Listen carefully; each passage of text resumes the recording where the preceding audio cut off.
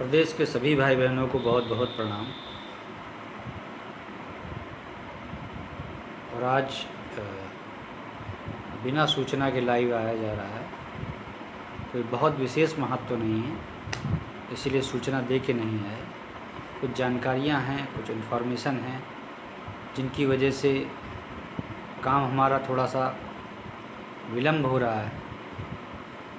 बस वही सब बात करने के लिए मैं आया हूँ। ज़्यादा समय हो सकता ना दे पाऊँ। सबसे पहले तो मैं अपने जिलाध्यक्ष जितने भी हैं हमारे भाई बहन, उनका बहुत बहुत धन्यवाद और आभार कि वो अपने इतनी कठिन दिनचर्या से भी हमेशा की तरह संगठन के लिए समय निकाल के विधिवत मीटिंग करके और अपने कार्यों का निर्वहन कर रहे हैं। इसके लिए वाकई में वो धन्यवाद के पात्र हैं। अपनी समय और ऊर्जा, और सबसे ज़्यादा संगठन से जुड़े जो भाई बहन हैं, मैं देख रहा था कि शायद ही कोई ऐसा ज़िला हो जो पूर्व में भाई बहन जुड़े हैं।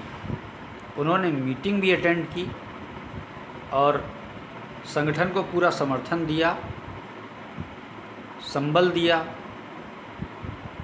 और इस विश्वास के साथ कि हम आज भी संगठन के साथ खड़े हैं। और एक एक पुराने सिपाही से ये संगठन बड़ा मजबूत बनता है। फिर से लड़ने का हौसला आता है, एक शक्ति, एक ऊर्जा आती है जो प्रेरित करती है हम सबको कि नहीं, जब हमारे साथ इतने भाई बहन हैं और वो लड़ने का मादा रखते हैं तो दिक्कत क्या है। फिर मैं फिर से अपने जिलाध्यक्ष भाई बहन जो हैं उनसे विनम्र आग्रह करूंगा कि जो भाई बहन हमारी हाई कोर्ट इलाहाबाद की याचिका से जुड़े हैं, वो 1600 रुपये देने के पात्र हैं। और जो उसके इतर नए जुड़े या पीछे से कोई जुड़े, जो इलाहाबाद हाई कोर्ट की याचिका में ना जुड़ा हो, वो 2600 रुपीज़ देगा। लड़ाई बहुत सोच समझ के लड़ी जानी है, बहुत कठिन है, और आप सबके सहयोग से, एकता के बल पर, आप सबके आशीर्वाद से लड़ी। लड़ाई का मकसद ऐसा कोई सिपाही नहीं जो न जानता। लड़ाई का हमारी ओर से सिर्फ मकसद ये है कि जो झूठ बोला गया, हमारी अनदेखी की गई, आप एक बार समुचित न्याय कर दीजिए। बस हमारी तरफ से सिर्फ इतना निवेदन। हमें किसी दांव पेच, किसी लाग लपेट, किसी झूठ की, किसी फरेब की, किसी 420 की आवश्यकता ही नहीं। और यदि हम दिखाए होते, ये भी सत्य है, तो आपने बख्शा नहीं होता। ज़्यादातर घरों पे तो बुलडोजर चल गए होते। सत्य है ये।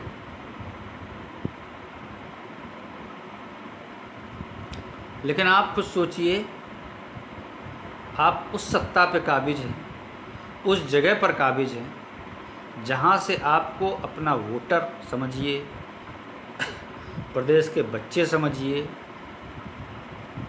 या ये समझिए कि अगर पढ़े लिखों का इस तरीके से अनादर होगा तो क्या संदेश जाएगा दूसरे प्रदेशों में या विदेशों में। इस छवि को तो आप सुधार ही सकते थे। 68,000, 67,500, न जाने आपने कितनी भर्तियां निकाली।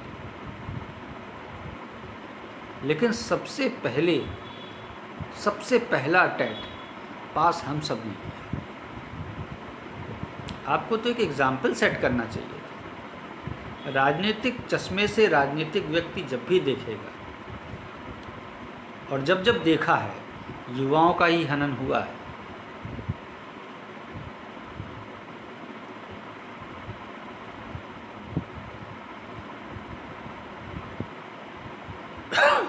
बेरोजगार अपना पैसा, ऊर्जा, समय खर्च करने के अलावा और कर भी क्या सकता है। एक न्याय की उसको आस रहती है लड़ रहा है वो। आप स्वयं समझिए कि 2018-19 से लड़ते लड़ते, 2011 से लड़ते लड़ते, हमारा संगठन तो 2018-19 से लड़ा है, लेकिन आप खुद सोचिए ये 2011 से लड़ते लड़ते आज 2023 पर आ गए। क्या दिखाई या सुनाई नहीं देता है? सत्ताधीशों को और मसनद नसीरों को, दोनों को नहीं दिखाई देता है क्या?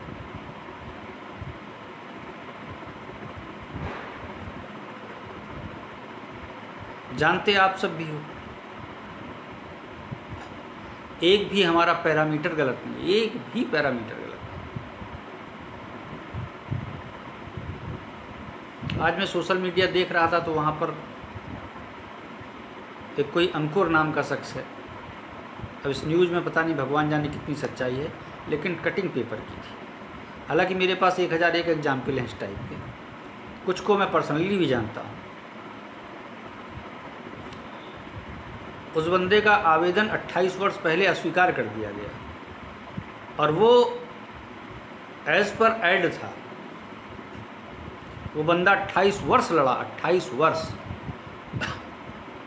और उसने नौकरी हासिल की।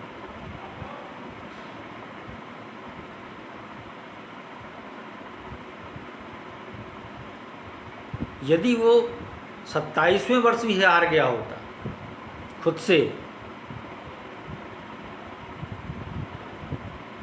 तो आप खुद सोचिए कि उसका फ्यूचर क्या होना चाहिए था और क्या हो गया।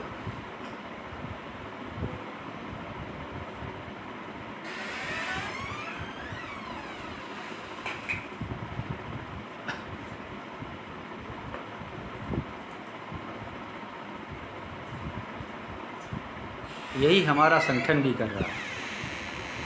हमारे संगठन के जितने भी सिपाही एजुकेटेड हैं, पढ़े लिखे हैं, जानते हैं, समझते हैं, उनके घरों में अच्छे वकील हैं, अच्छे अधिकारी हैं, उन्होंने भी राय मशवरा कहीं ना कहीं लिया होगा, सुना होगा। 1981 नियमावली पे कभी चर्चा ही नहीं हुई। इस बात की चर्चा कभी नहीं हुई, इस बेवकूफ़ी की चर्चा ज़रूर हुई कि विज्ञापन दूसरा था। खैर, किसी दिन दोपहर में आके लाइव फिर से करूँगा। अभी यही है कि सभी लोग जल्दी से जल्दी डॉक्यूमेंट्स इकट्ठे कर लें, जमा कर लें, PDF बना के आगे प्रेषित कर लें, ताकि सुचारू रूप से काम, ज़िले बहुत ज़्यादा हैं, काम भी बहुत ज़्यादा रहता है।